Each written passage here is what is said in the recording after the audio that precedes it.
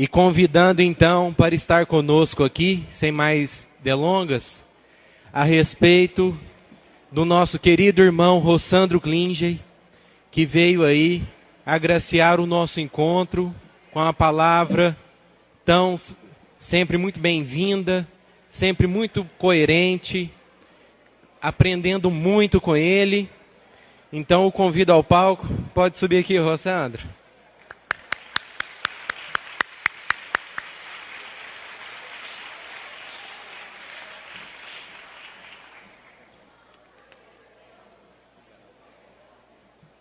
Boa tarde a todos e a todas.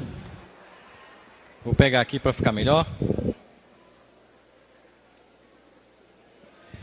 É um prazer muito grande estar aqui pela primeira vez em Tuiutaba para falar dessa temática, mas eu queria fazer um alerta antes para vocês. Queria que a gente fizesse um acordo de caridade recíproca. Concordam comigo? O acordo é o seguinte: se vocês ficarem com raiva do que eu vou dizer, e eu acho que algumas pessoas vão ficar, a culpa não é minha. A culpa é de Jesus.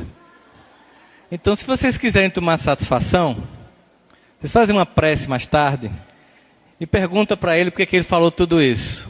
Concordam comigo?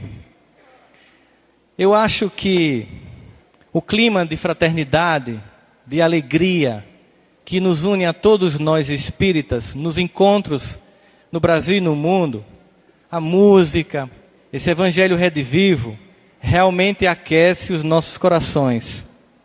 Mas não há como negar que nós estamos passando por um momento muito complexo da história humana. Não há como não perceber a dor que campeia a terra neste momento. E não se preocupem, porque eu não vou deprimi-los falando sobre crise política brasileira. Eu estou falando aqui de algo muito maior. É nós que sabemos e temos o entendimento do que está se passando e muitas vezes ignoramos a seriedade do momento grave pelo qual passa a história humana.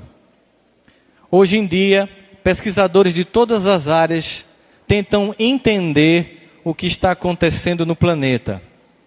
É difícil imaginar que um continente tão conflagrado em guerra e que ergueu muros para separar uma cidade e um povo, como foi o Muro de Berlim, hoje faça vistas grossas à multidão daqueles que tentam sobreviver à guerra e procuram encontrar na Europa um canto para ficar. E todos os dias nós temos o desprazer de ver pessoas morrendo afogadas, especialmente a fotografia daquela criança que chamou a atenção do mundo inteiro na praia, como se estivesse dormindo, tentando voltar para um lugar seguro.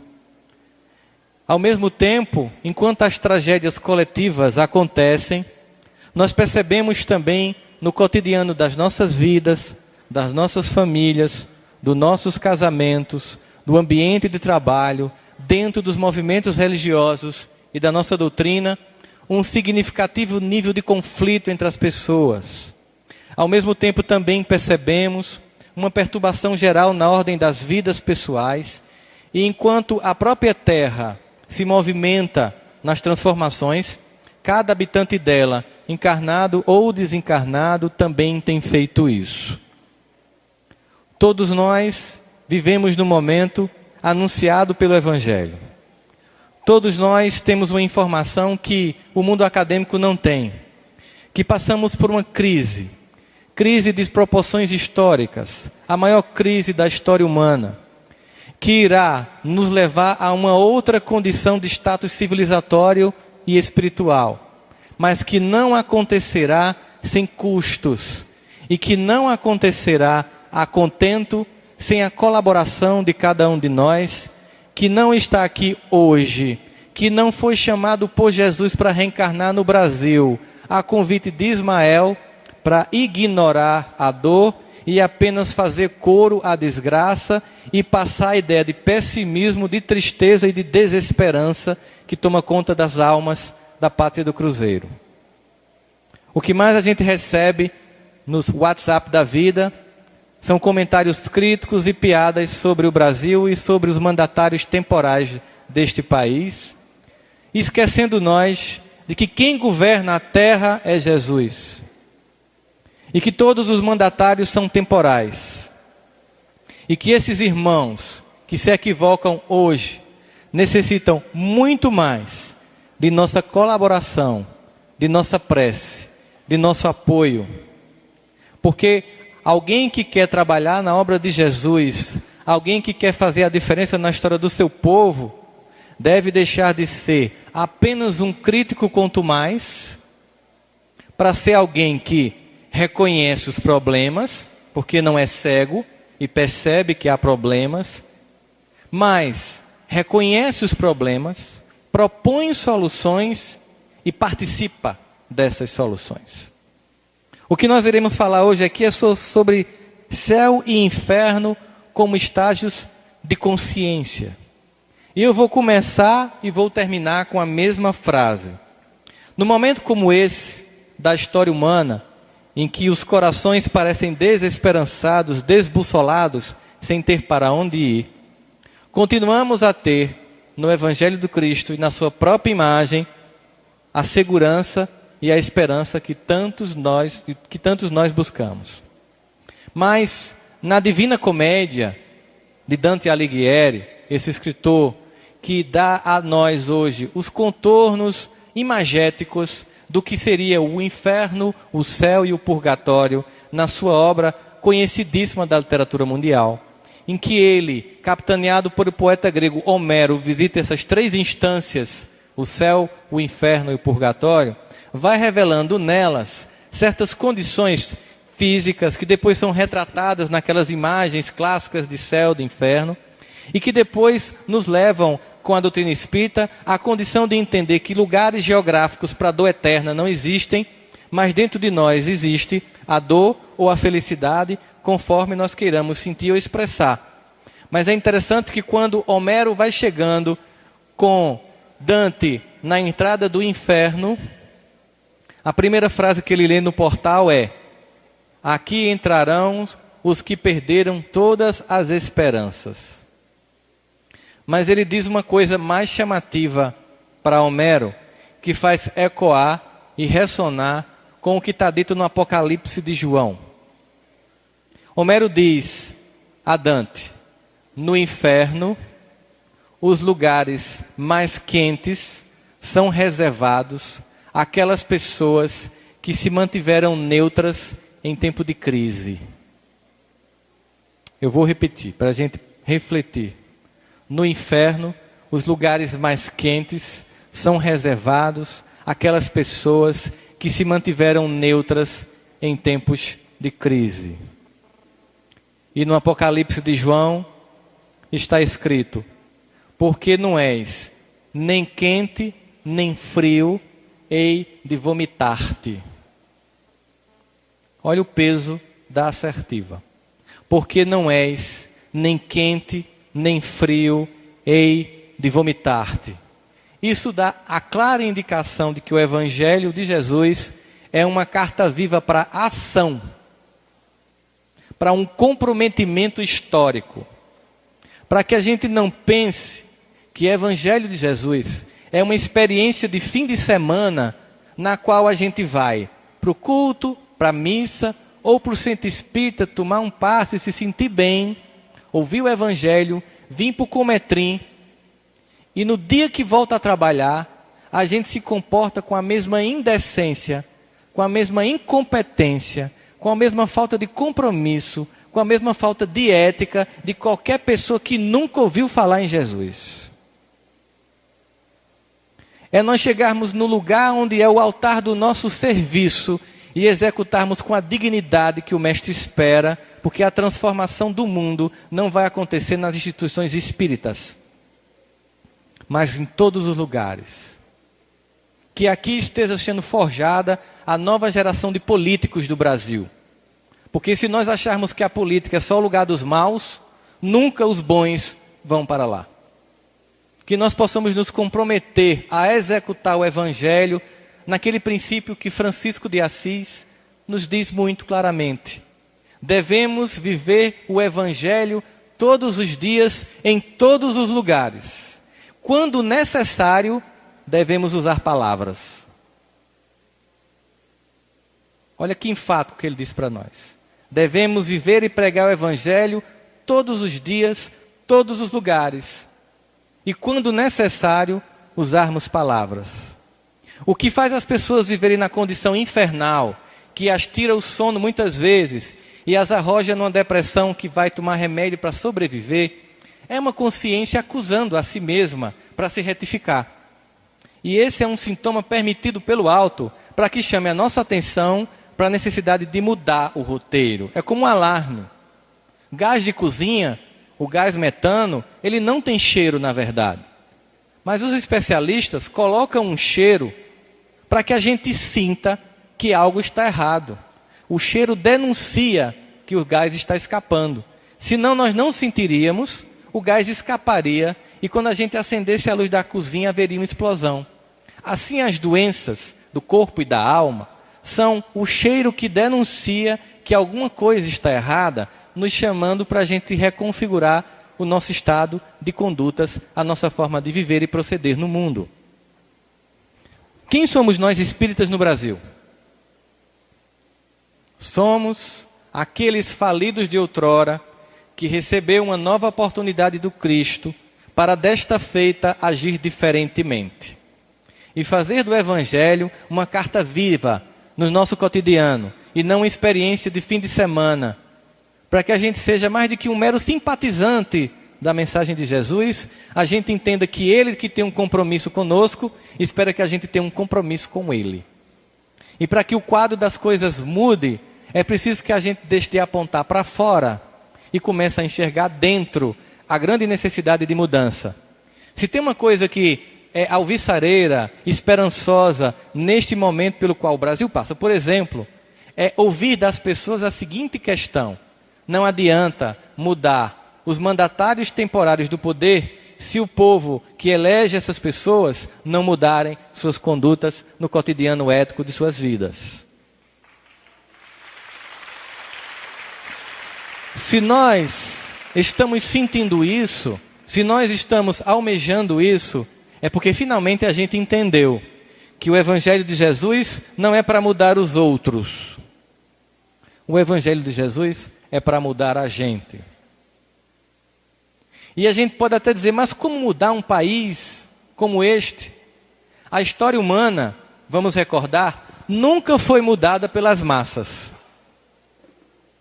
A história humana sempre foi mudada por um pequeno grupo que viu mais além e que resolveu influenciar as massas. A história humana foi mudada por 12 homens seguindo um. E que até hoje reflete nas nossas existências. A queda da Bastilha na França foi um grupo que pensou diferente e ousou derrubar o poder e criar o liberté, égalité, fraternité. Na história humana, em todos os momentos, é um pequeno grupo que passa a influir, porque vai mais além, muda sua conduta, se inspira num patamar de ética mais transcendente e resolve influenciar e ajudar aqueles que ainda estão cegos naquilo que Joana de Ângeles vai nos dizer, consciência de sono. Vive apenas para sexo, alimentação e sono. Aqueles que conseguem ir mais além, se projetam no futuro e percebem o compromisso que têm com o tempo. E quando adentramos a essa doutrina, Evangelho Redivivo de Jesus, e percebemos que aqui não existe objetivo de salvação pessoal.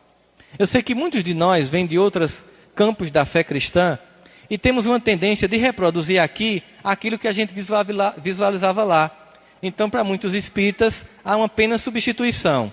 O inferno vira umbral e o céu é uma espécie de alfaville chamada Nosso Lar, que você pensa que fazendo campanha do quilo, sopão e esde vai conseguir um lote, financiar uma casa e morar lá com veneranda.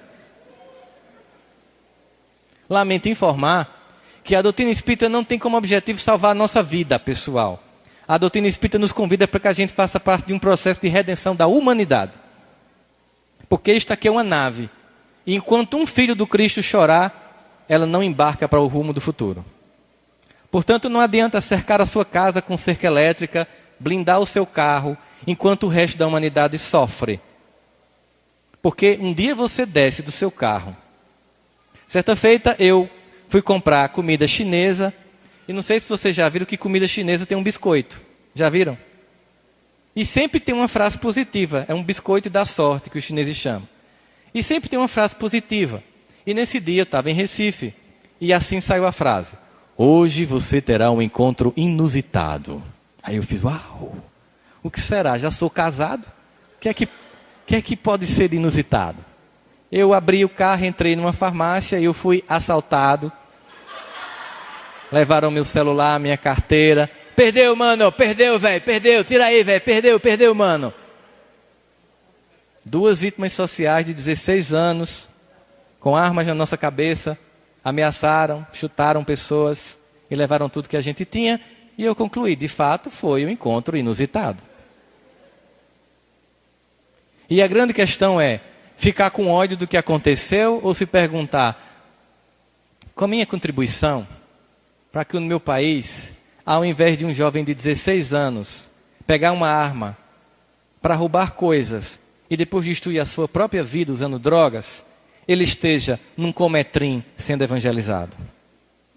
Como é que eu faço para sair da indiferença de ficar apenas estudando essa doutrina e vou vivenciar essa doutrina para sair da zona de conforto e vou resgatar as almas dessa periferia moral que existe no mundo?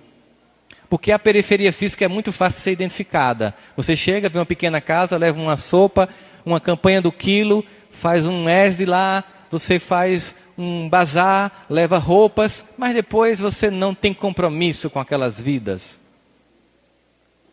Depois você no cotidiano do seu trabalho não tem compromisso com o que faz, mas diz ser um seguidor do Cristo.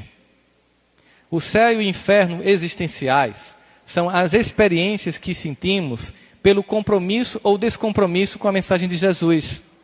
Quando Kardec começa a construir este livro, que faz 150 anos, ele nos traz com detalhes jamais trazidos na história da teologia do mundo, o que acontece em detalhes com os espíritos felizes ou desditosos, que revelam suas dores ou alegrias do outro lado, mediante o que fizeram, e não a fé que professaram. A felicidade dos espíritos que se manifestam para falar em o céu e o inferno, ou a infelicidade, não tem a ver com a fé que professavam, tem a ver com a conduta cotidiana que exerciam, que viviam as suas vidas. Portanto, se nós queremos mudar o estado das coisas e da nossa existência, nós temos que finalmente repensar a forma como nós estamos conduzindo a nossa vida. Nós temos que repensar a forma como nós estamos vivenciando esse evangelho no nosso cotidiano. Quando nós pegamos o que é dito em Lucas por Jesus na transcrição do evangelista, no capítulo 17, versículo 20 a 21, nós percebemos que o próprio Cristo já deixava claro que não existia um lugar físico onde haveria o céu e o inferno, mas sim um lugar de interioridades. Interrogado pelos fariseus, isso está em Lucas, no capítulo 17, versículos de 20 a 21, interrogado pelos fariseus, quando viria o reino de Deus, Jesus lhes respondeu: não vem o reino de Deus com coisa visível à aparência, nem dirão, ele aqui ou lá está, porque o reino de Deus está dentro de vós. Então, veja só, o reino de Deus está dentro de mim. Então, qual é a minha tarefa se eu vivencio este reino? É exteriorizar esse reino para os outros. Ele faz uma proposta para a gente que no primeiro momento parece assim meio estranha. Jesus diz assim: eis que eu vos envio como cordeiro em meio a lobos. Quando eu li isso assim, eu fiz, pô Jesus, que barbaridade. Os pobres dos cordeirinhos, ser tudo tricidado por esses lobos ferozes do mundo.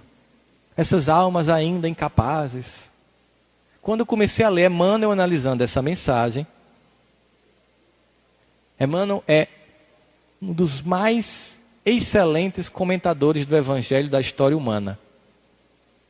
Daqui a 50 anos, daqui a 100 anos, quando a doutrina espírita for o alvo da humanidade, as pessoas vão aprender português para entender a análise exegética de Emmanuel do Evangelho.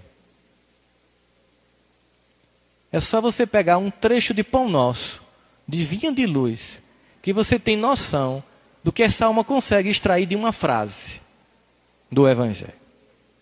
E ao ler Emmanuel analisando essa passagem, eu entendi que a proposta é outra. O que Jesus está querendo dizer é o seguinte, que nós, os cordeiros, já obedientes ao Evangelho do Reino, devemos inspirar os lobos para amansá-los. Mas essa inspiração vem de um compromisso com a dor humana e não de um afastamento. Nós não somos aqui uma raça de eleitos, espíritos superiores. Eu sei que quando a gente entra no centro espírita a primeira vez, pelo menos eu tive essa impressão, eu achei que todo mundo era luminoso. Eu entrei, tinha uma pessoa entregando uma mensagem com a voz doce: seja bem-vindo, querido irmão. Receba essa mensagem, que o mestre lhe abençoe. Né? Aí eu entrei naquele ambiente com aquela música clássica tocando, saiu do forró, saiu da música sertaneja. Aí estava lá um Nando Cordel suave tocando, uma pessoa faz a prece, aquela voz doce, eu digo, é um espírito de luz, eu estou no lugar errado.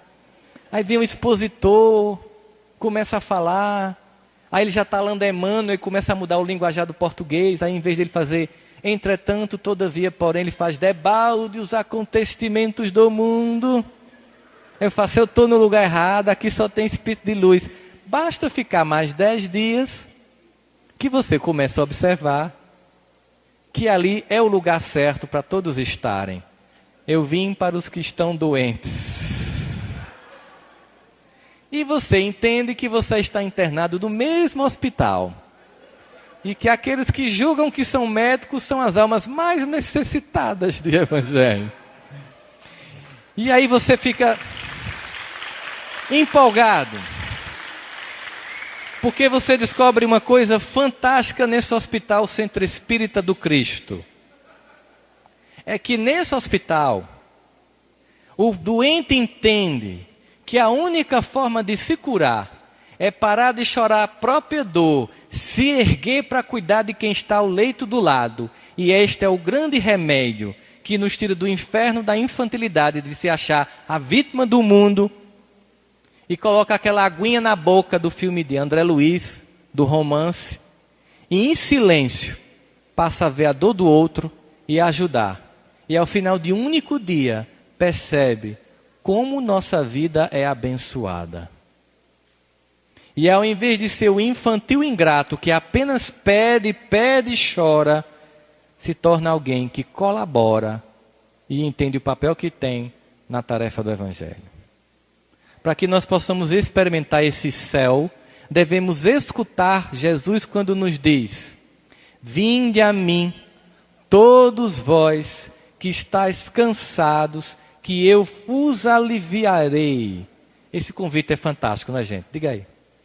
Em meio a um mundo tão louco, a propostas tão desnorteadas, ouvir assim: vinde a mim, vós todos que estáis cansados, que eu vos aliviarei. O problema é que tem gente que faz essa leitura para aí fecha a Bíblia. Aí faz, Jesus vai me aliviar. Eu vou continuar sendo equivocado. Eu vou continuar fazendo tudo errado, mas no fim de semana Ele vai me aliviar. Jesus é um limpol. Você peca, Ele limpa. Você peca, Ele limpa. Você peca, Ele limpa. Conselho: abre novamente o trecho e continua a leitura, porque ele diz: vinde a mim todos vós que estáis fracos e cansados, que eu vos aliviarei. Aprendei de mim, que sou brando e pacífico de coração. Então essa leveza não vem dele gratuitamente.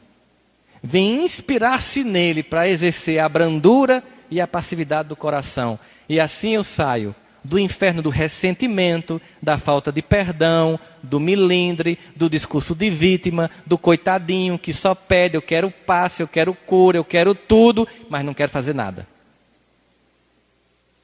Parando de chorar e de só pedir, ele passa a agir e entende que quando a gente age no bem, o bem investe em nós. Por que alguns de nós preferem continuar no inferno? Vocês sabiam que a coisa mais chocante, descoberto pela psicologia, nos estudos do comportamento humano, é entender o masoquismo? Porque tem pessoa que gosta de ser infeliz. Uma vez chegou um paciente me contando o seguinte: eu quero sair da casa da minha mãe porque eu não aguento, ela só reclama. tudo para ela é negativo. Ela só fala coisa ruim, para ela nada vai dar certo. Ela tem aquele discurso de graça, nem injeção na testa. Comigo nunca acontece nada, eu nunca ganhei uma rifa. Aquele discurso de uma pessoa amarga. Eu não aguento, vou sair de casa, tal. E ele contou para as irmãs dele que queria sair de casa. E ele me contou isso. Ela sofre demais, tem hora que eu tenho pena dela. Eu disse, não, ela não sofre muito não. Ele fez, não, ela gosta disso. Ele, tu é louco? Não, é sério, ela tem um prazer nisso que você está pensando que é sofrimento para ela, ela tem prazer. Aí ele fez, psicólogo é um bicho muito doido. A pessoa vinha aqui para dizer que a mãe está sofrendo, e o idiota dizer na cara da gente, e o cara pagando, que a mãe da gente gosta de sofrer. Ele ficou irritado comigo. Aí ele conversou com as irmãs sobre essa história. As irmãs falaram para a mãe, e a mãe deixou de reclamar, com medo dele sair de casa. Como ele é muito rico, a família toda é muito rica, quando foi no aniversário, ele disse, mamãe, a senhora quer um apartamento novo, quer um carro novo, quer ir para a Europa, quer uma joia, quer o que de presente? Aí a mãe disse assim, meu filho, você quer me dar um presente mesmo? Eu posso pedir de coração? Pode. Deixa eu reclamar da vida? Aí ele chegou no consultório e disse, mas rapaz, tu estava certo, minha mãe gosta. Ela tem prazer em reclamar. Por que algumas pessoas têm prazer em reclamar? Porque algumas pessoas sempre estão incorporando no centro, sempre estão tomando passe, sempre tem que estar sendo socorrida. Venha fazer evangelho, reze por mim, nem para rezar por ela presta. Por quê? Já se perguntaram? Eu não estou falando aqui numa hora grave, em que um irmão nosso cai, e não deveria nem precisar pedir o nosso socorro. E a gente deveria lá estender a mão, o evangelho, socorrer e dar paz. Mas faz isso numa crise. Eu estou falando daqueles que fazem isso a encarnação toda. Que é mais complicado, né? Eu chamo de urucubaca. É aquela pessoa que quando vai chegando você faz, vixe Maria, olha quem está chegando ali, Jesus. Eu sei que vocês não conhecem gente assim, obviamente, que não tem aqui no Triângulo Mineiro, gente assim, né? No Movimento Espírita. Mais uma vez, eu não estou falando dos nossos irmãos que pontualmente, como nós, em algum momento da vida cai e não precisaria pedir socorro e deveria ser ajudado. E aproveito para dar um recado ao movimento espírita, que vejo isso em várias casas. Irmão que às vezes fazem uma palestra, ou fazem parte da mediúnica, ou que fazem evangelização infantil, e que em algum momento da vida caem, se entristecem, se enfraquecem, e que viram Dalites, e que nunca mais podem voltar a fazer a tarefa, e são abandonados. Como se nós não fôssemos pessoas que a qualquer momento pudéssemos também cair. Médios que nunca mais podem voltar à mediúnica porque um dia se obsediou, como se os outros, ao recusar o retorno daquele irmão, não tivessem coletivamente obsediados. Pela total demonstração de falta de fraternidade mínima, de recolher uma alma que caiu, mas que quer se reerguer. Mas eu não vou tocar no tema. Bola para frente. Porque alguns querem permanecer na fraqueza. Porque alguns só querem pedir. Sabe por quê? Porque vítima não tem compromisso com a própria vida, nem com a mudança do mundo. O discurso de vítima é altamente conveniente. A vítima só pede, nunca dá, nem mesmo a si. Mas o Cristo está chamando a gente para o BOPE. Para um treinamento ostensivo, de preparação de forjar a armadura que Paulo descreve, o capacete da justiça, a espada, o escudo, para que a gente vá para esta guerra e vença, porque o bem é quem impera no mundo que Deus comanda. E o mal provisório daqueles que um dia serão anjos, que um dia serão luz, que um dia serão exemplos a serem seguidos. Muitos desses irmãos que a gente critica, um dia, como nós já fomos errados, um dia estarão aqui buscando o Evangelho de Jesus. Precisamos então agir. Precisamos então sentir essa paz. Precisamos então sair da zona de conforto e forjar em nós a atividade do Evangelho. Muitos irmãos nossos vivem apenas a visualizar as notícias, sem se perguntar como eu posso fazer para mudar a história do mundo. Como eu posso fazer para mudar a história da minha cidade, da escola onde eu trabalho, do lugar onde eu trabalho, da minha família. como eu posso fazer para inspirar e fazer parte da regeneração. Afinal, o planeta Terra não se regenerará. A única coisa que pode se regenerar são os habitantes do planeta Terra. Nós nos regeneraremos e então a Terra coletivamente sentirá a mudança de nossas atitudes. E aí a paz tão desejada, a suavidade tão balsâmica prometida por Jesus, será sentida no momento em que nós agirmos com brandura de coração, mas com iniciativa. Nós precisamos ser aquele aluno proativo. Vocês, quem é professor aqui, por favor, levante a mão, por favor. De escola pública. O que foi que você fez na encarnação passada para merecer isso? Me diga. Eu não sei o que você fez, mas eu sei por que você foi escolhido para dar aula em escola pública. Porque Jesus só confiaria uma tarefa dessa a pessoas realmente devotadas ao seu evangelho. Parabéns.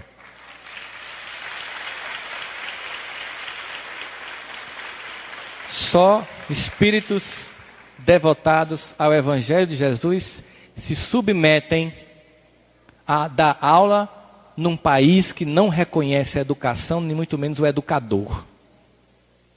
E que apesar disso, serve.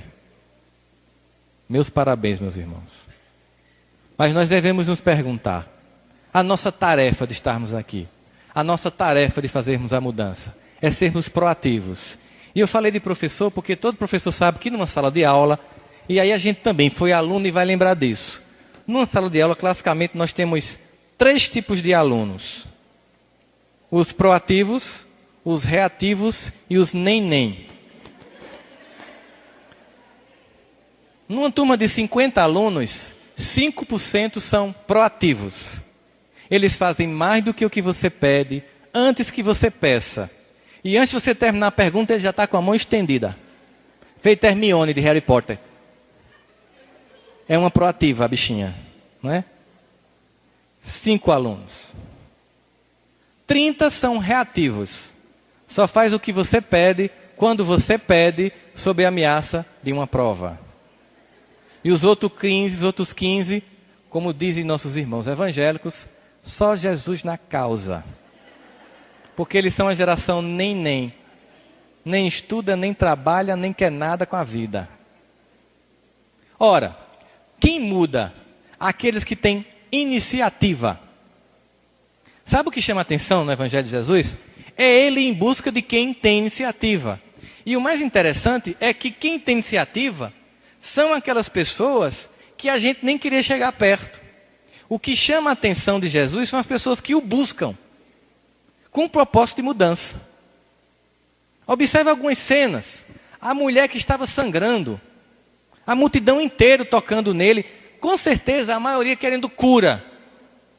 Eu quero a cura, mas só uma de fato queria. Só uma queria sair do inferno da doença para a cura. O resto queria continuar sendo vítima. Muitos tocaram nele, mas só uma parou de sangrar. Chamou a atenção dele. Oxê, quem foi que me tocou? Aí os discípulos devem ter dito, Jesus, espera aí, tá difícil, né? Tá todo mundo pegando em tu, como é que eu vou saber quem foi? Não, mas uma me tocou diferente porque eu senti sair poder de mim. Porque ela queria deixar de ser vítima para ser curada. Zaqueu. Imagina a cena de Zaqueu. Como é o nome da principal rua aqui de Itubiaia? Como é o nome da principal rua? 2 torres? 22. Quando a gente está... 2 torres.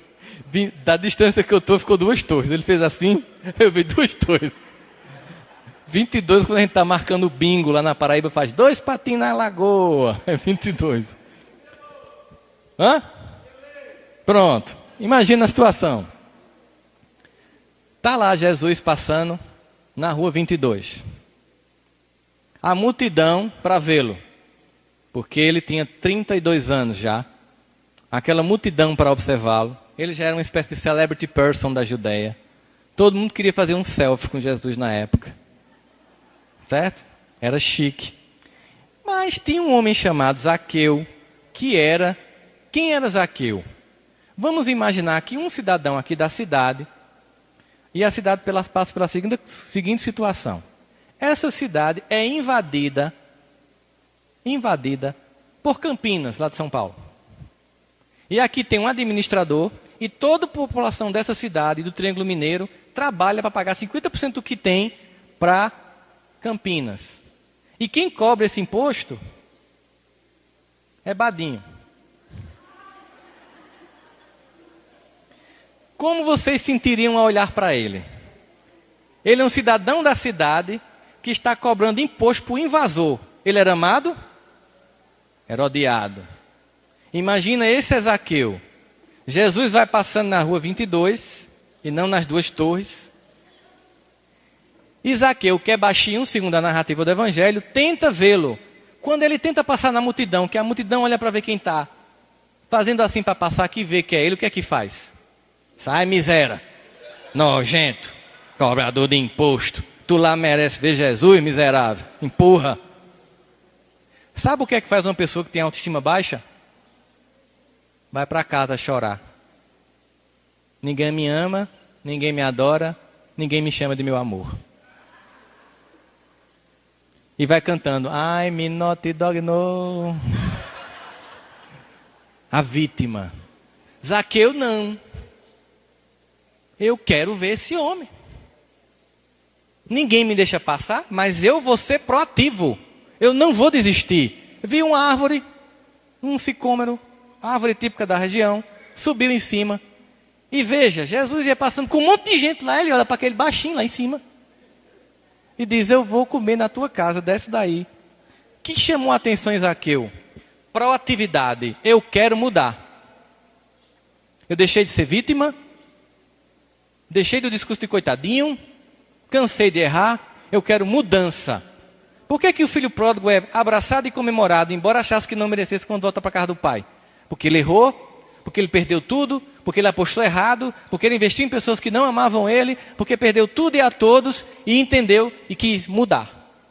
E quando ele volta, ele é abraçado e festejado. Tem um ditado oriental que diz que quando a gente dá um passo em direção a Deus, ele dá 1000 em nossa direção. Mas a gente tem que dar o primeiro passo. Pelo menos o primeiro passo. Faz a tua parte, que o céu te ajudará. Olha só, dê o primeiro passo. Nós somos chamados para sermos os filhos trabalhadores da última hora, proativos do Evangelho. Nós somos chamados para, no cotidiano das nossas vidas, exercer a dignidade de nossas tarefas. Vocês conhecem o Salmo 100? Conhecem ou não? Se eu disser a primeira estrofe, vocês dizem? Celebrai com júbilo ao Senhor.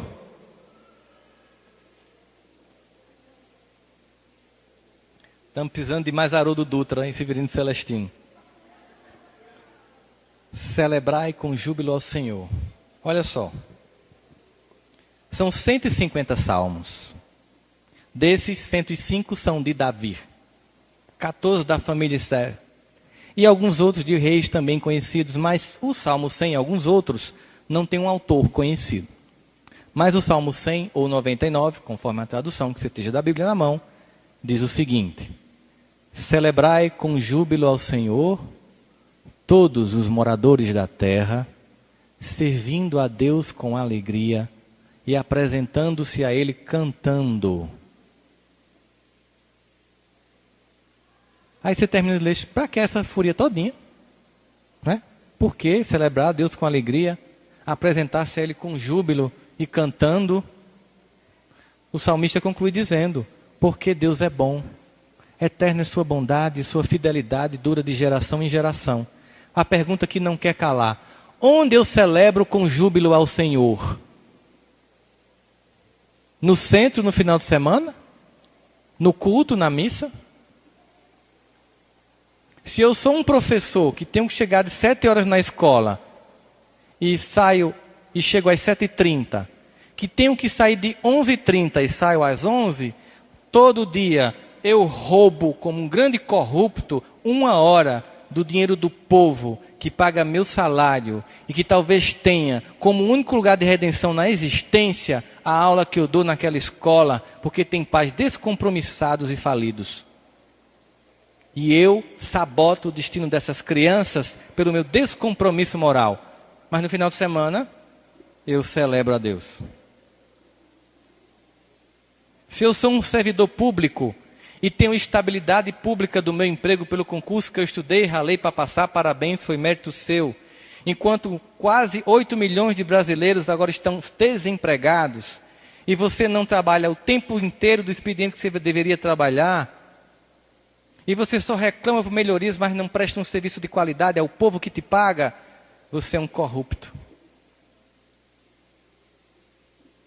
E depois, quando está vivendo um inferno pessoal, se pergunta a Deus, o que foi que eu fiz? E dos céus vem um grande silêncio, porque a consciência desperta quando a gente está pronto. Eu pedi a um amigo da Nova Zelândia, que está morando na minha cidade, que começou a trabalhar, para ele descrever para mim, as pessoas aonde ele trabalha, quanto tempo trabalham. Ele disse, por quê? Não, porque você é de outro país, eu queria ver como é que você, que é de outro país, vê um trabalhador aqui. Aí ele, tá certo, quantifica as horas de fato de trabalho. Ele depois mandou um relatório para mim. Aonde eu trabalho, as pessoas recebem por 40 horas semanais, mas trabalham 22. Aí mandou o relatório. 8 da manhã, as pessoas entram no lugar para trabalhar. Mas elas começam a comentar o fantástico, como foi o final de semana, começam a mostrar os vídeos engraçados que foram recebidos no WhatsApp, começam a mostrar as fotos que tem, aí de 8h30 ligam o computador. Mas de 9h30 tem um café, que era para ser apenas um café e vira um lanche de mais 30 minutos. Quando dá 11h30, embora o expediente termine de meio-dia, as pessoas desligaram o computador e estão feitos alunos doidos para a aula acabar. Calculando isso durante uma semana, cheguei à conclusão de que, pelo menos na empresa onde eu estou, as pessoas recebem para trabalhar 40 horas, mas trabalham 22. Se isso não é corrupção... Ah, mas você não sabe que meu patrão é um explorador e quanto é que eu ganho. Isso é um problema dele. Quem vai arcar com as consequências do erro dele é ele. Se eu não sou fiel no pouco, eu não vou ser fiel no muito. Se eu não tenho compromisso com o que eu faço, nada vai mais me ser acrescentado. Porque na parábola daquela que Jesus conta, do Senhor da videira da uva, que as pessoas chegam para plantar, colher uva de 5 da manhã, 9 da manhã, ele chama mais gente meio-dia, mais gente 2 da tarde, mais gente 3 da tarde, 4 da tarde chama mais gente, quando dá 5 da tarde, ele paga a todo mundo a mesma coisa. E a revolta é imensa. Como é que pode? Eu cheguei aqui 5 da manhã, esse homem chegou 4 da tarde, e trabalhou apenas 1 hora, e você está pagando o que eu ganho. E ele acrescenta dizendo, e quem pouco tem, tudo lhe será tirado, e quem tudo tem, mais lhe será acrescentado. Parece a parábola mais injusta do Evangelho. Um dia, eu lembrei da história de um Amnão que estava nos Estados Unidos na época de Henry Ford. Vocês ouviram essa história na internet, mas ela é real. Houve um problema na linha de produção de Ford. E esse era uma espécie de cientista, esse anão, cujo nome agora eu não lembro. E ele contratou esse homem porque ninguém conseguia resolver o problema na linha de produção do Ford T, aquele pretinho clássico que a gente conhece. E esse homem simplesmente conseguiu resolver. E cobrou mais ou menos o que seria hoje $10 mil da época, seria quase $1 milhão. E aí Ford mandou dizer para ele que aquilo era um roubo e que era um absurdo, e queria que ele descrevesse numa nota onde ele gastou tanto dinheiro. E ele mandou a nota, que virou uma anedota da internet, mas é uma história real, em que ele dizia o seguinte: parafuso que impedia a linha de montagem de funcionar, $10. Conhecimento para saber qual era esse parafuso, $9.900. Uma vez eu estava com um colega cardiologista, cirurgião, andando num carro dele que deu um problema, e a gente parou numa cidade do interior de São Paulo, e como era uma marca importada, não tinha como consertar ou substituir a peça. Fomos a uma oficina e o mecânico começou a desentupir uma área que estava provocando a paralisia do motor. E na conversa com esse meu colega cardiologista, eu disse assim: o senhor faz o quê? Ah, eu sou cardiologista, eu sou cirurgião cardíaco. Aí ele disse assim: doutor, a vida é muito injusta, porque observa o que eu estou fazendo no seu carro. Eu estou desentupindo as veias do coração dele pelo andar. O senhor não faz isso? É. E eu ganho muito menos do que o senhor. É injusta essa vida, porque eu estou desentupindo a veia do seu carro. Ele disse: eu entendo o que o senhor está dizendo, eu acho que é compreensível. Eu queria saber o seguinte: você conseguiria desentupir esse motor aí com o carro andando? Ele disse: não, claro que não. Pois é, eu estudei muito para operar o paciente com ele vivo. Eu não desligo ele, tiro a peça, desentupo, depois coloco. Talvez seja por isso que eu ganhe mais. Eu não estou dizendo que o senhor não mereça ganhar mais. Mas quando a gente se esforça, a gente consegue em 1 hora ganhar o que as pessoas ganham em um dia inteiro de trabalho. E ao invés de ficar com raiva, nós devemos nos capacitar para servir a Deus.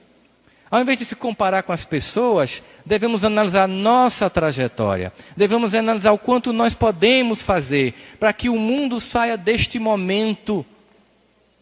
Para que a gente vá mais além.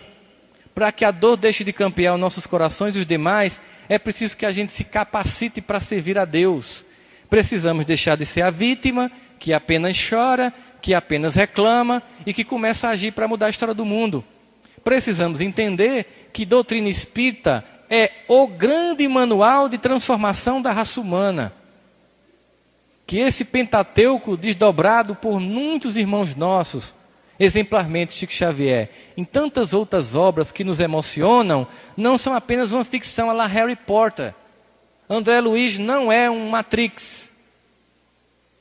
Emmanuel não é uma minissérie tipo Game of Thrones. É a narrativa da trajetória do ser na Terra em busca da luz. São almas que caíram, que faliram e que voltaram para nos dizer como caíram e como se reergueram, para nos dar um exemplo de como antecipar isso se a gente parar de cair para se erguer e servir. Que nós temos que entender que tudo que a gente lê é um treinamento para atitude e para ação e não apenas um deleite intelectual. Para que a gente fique encantado com obras maravilhosas e depois façamos um filme, choremos dentro do cinema, mas não cheguemos na nossa casa com uma mudança de atitude.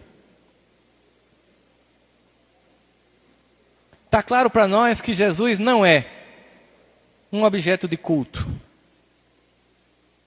Para nós, Jesus é um modelo de conduta e de comportamento.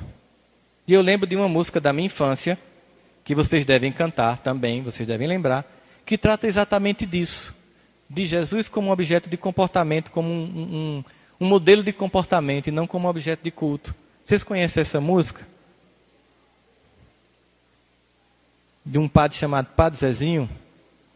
Um dia uma criança me parou, olhou-me nos meus olhos a sorrir, caneta e papel nas suas mãos, tarefa escolar para cumprir, e perguntou no meio de um sorriso o que é preciso para ser feliz. E o que é que tem que fazer?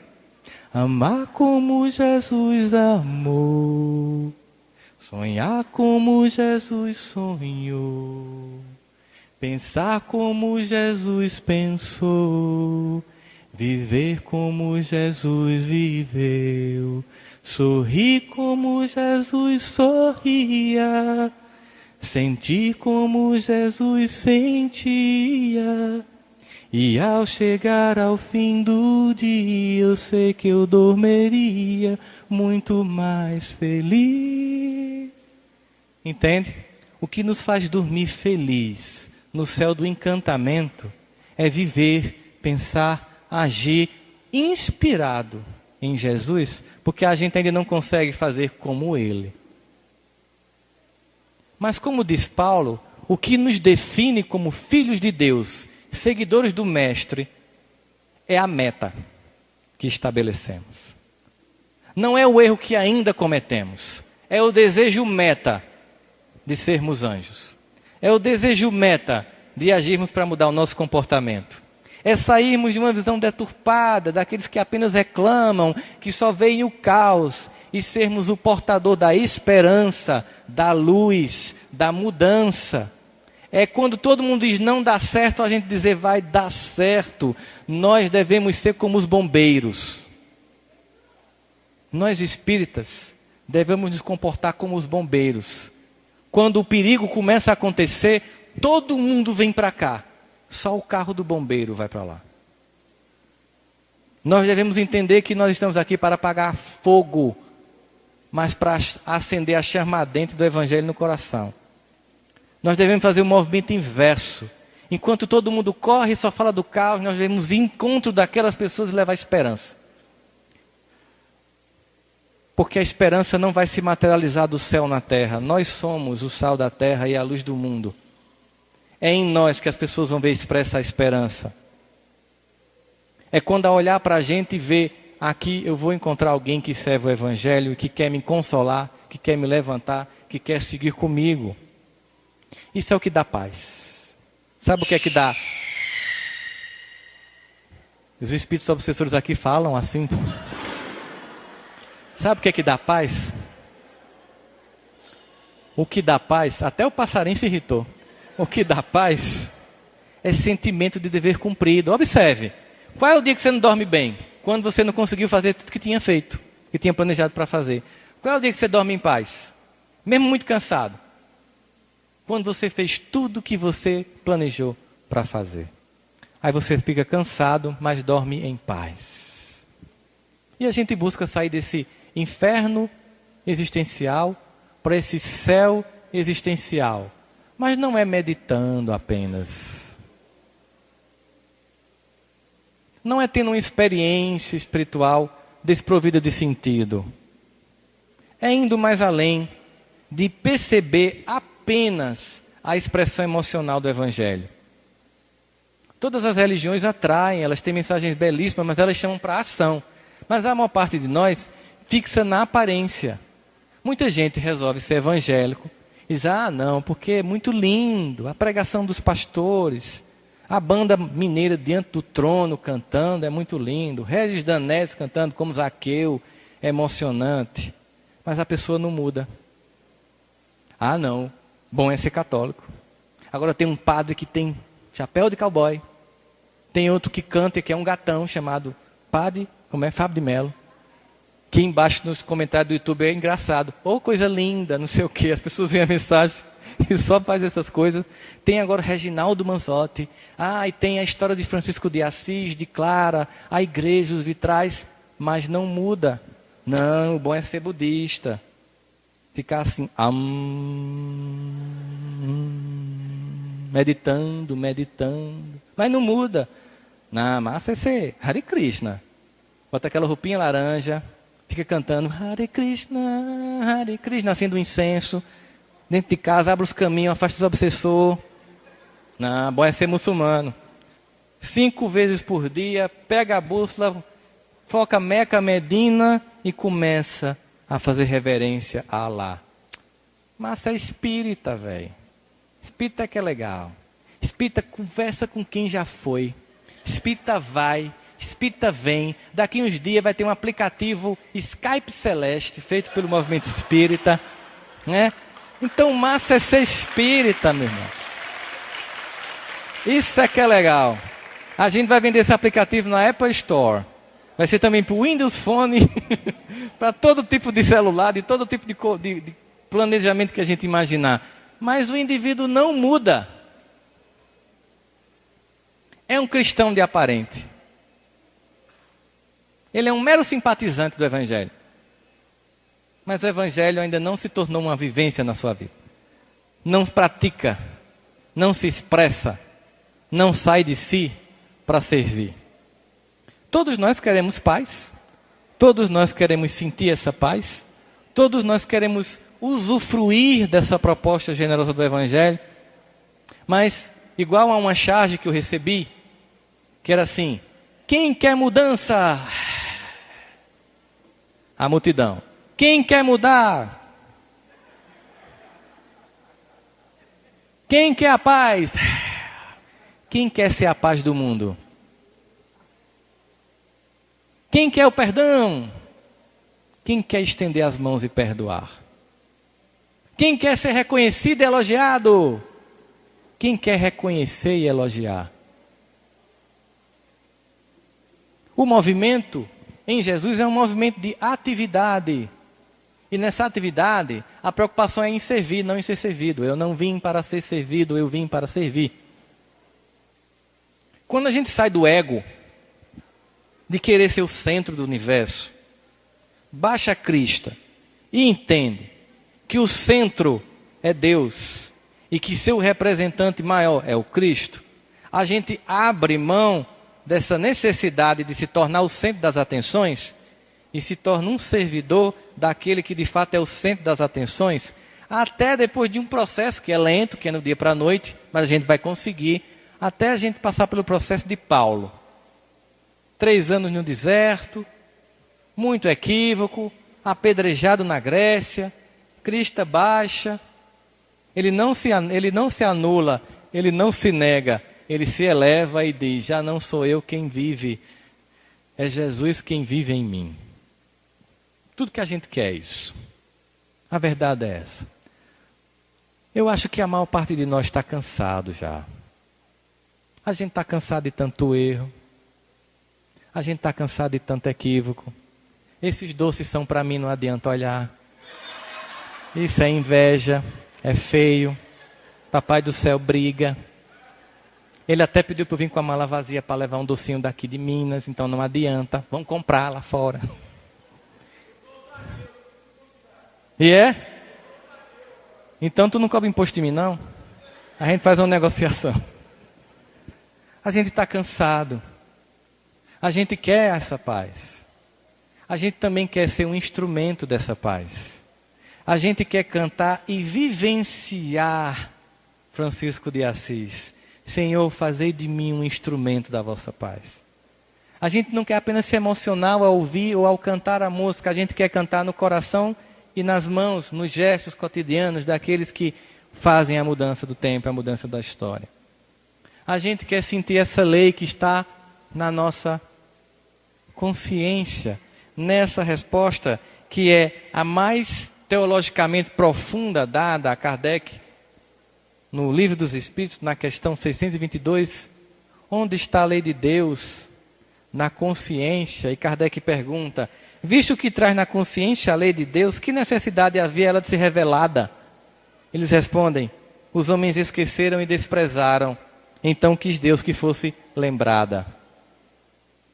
E manda o Consolador para lembrar, para limpar os equívocos, para acrescentar coisas novas. E ao invés de sermos as vítimas que choram, ao invés de sermos as pessoas que buscam perceber que está dentro de nós as soluções. Tão bem descrita naquela belíssima poesia que aí vocês conhecem de Alta de Souza, não conhecem? Em que fala dessa construção interna. Meus irmãos, tuas preces mais singelas são ouvidas no espaço ilimitado. Sei que às vezes choras consternado ao silêncio da força que interpelas. Volta lá no teu templo interno, que está abandonado, porque lá é onde está erguida a mais alta de todas as capelas. E encontra-se lá também as respostas mais lúcidas e belas, que hão de fazer-te alegre e deslumbrado. Por isso, meu irmão, escuta teu coração em cada prece, porque Deus responde em ti mesmo e te esclarece com a força eterna da consolação.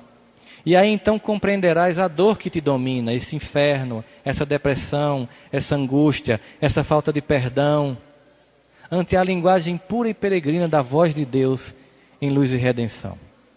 Dentro de nós todas as respostas, dentro do nosso coração toda a catedral luminosa, um Deus que nos inspira, irmãos anônimos que nos orientam, e a gente fazendo ouvidos moucos à mensagem do Evangelho e dando eco à mensagem de caos do mundo.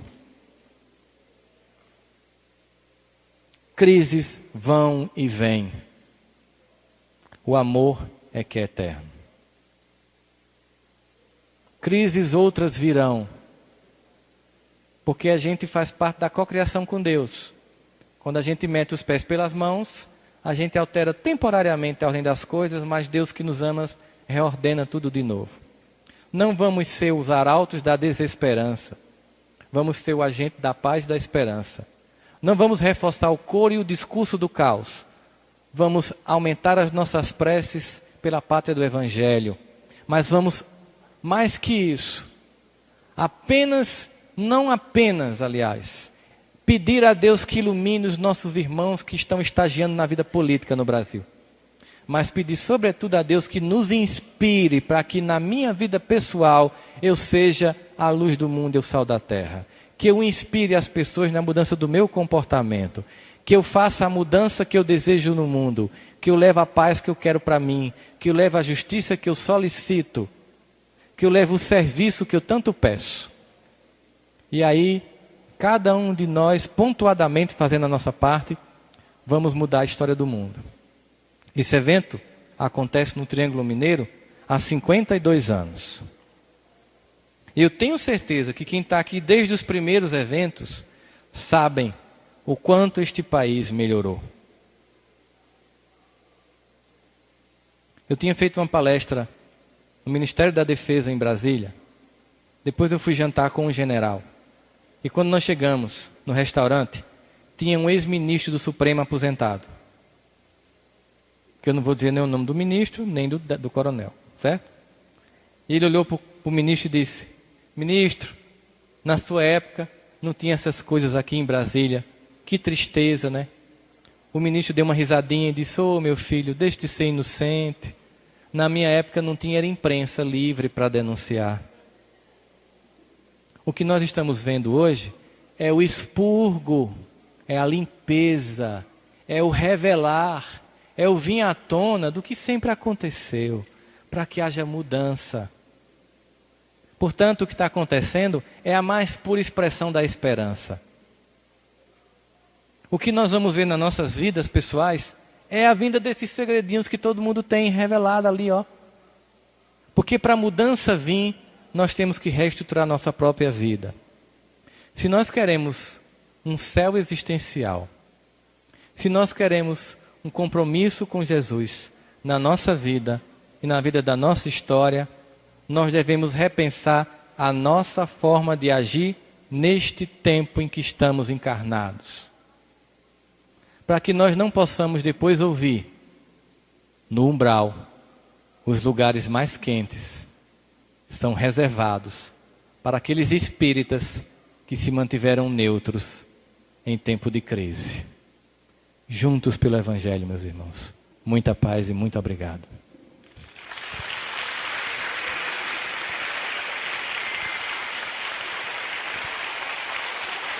Obrigado.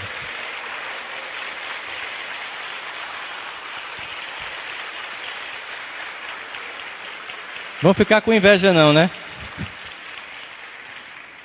Eu agradeço e sei que toda essa efusividade e alegria é fruto do fato de que eu estava falando de quem de fato merece todo o aplauso e todo o nosso louvor, né? E todo o nosso contentamento, que é o Cristo Jesus. Eu sei disso. Muito obrigado, meus irmãos.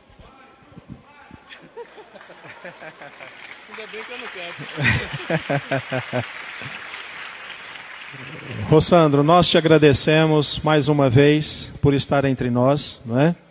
Nós conhecemos o Rossandro alguns anos atrás, nunca tinha ouvido falar dele e o nome chamou a atenção, né? Rossandro Klinge, quem será?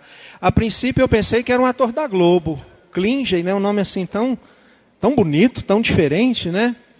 Aí o ano passado, para a organização da Cometrim de Ibiá, nós sugerimos o nome dele, porque já então havíamos conhecido em Goiânia.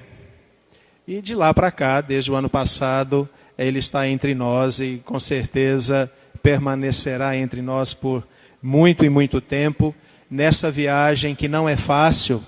Para vocês terem uma ideia, ele saiu ontem à noite de Campina Grande, foi para João Pessoa, pegar um avião, porque o voo de Campina Grande tinha sido cancelado, foi para Guarulhos, Uberlândia, para estar conosco aqui hoje, né? Quase uma viagem internacional, para ficar poucas horas, porque daqui a pouco ele vai para Goiânia, novamente para pegar o avião, 5 horas da manhã, para voltar para Campina Grande. Então é um sacrifício que nós reconhecemos e agradecemos, e que ele possa levar de nós aquilo que temos de melhor em nosso coração, que é o carinho, que é a gratidão, e que Deus abençoe no seu trabalho doutrinário, na sua vida familiar, e leva sempre esse coração amigo dos mineiros, dos triangulinos, tá bom? E aqui tem algumas lembranças das crianças do Lar Espírita Pouso do Amanhecer e dos espíritas de Ituiutaba. São alguns doces típicos da nossa região, alguma comida, né? E eu falei assim, gente, pro Rossandro não precisa farinha, tá ok?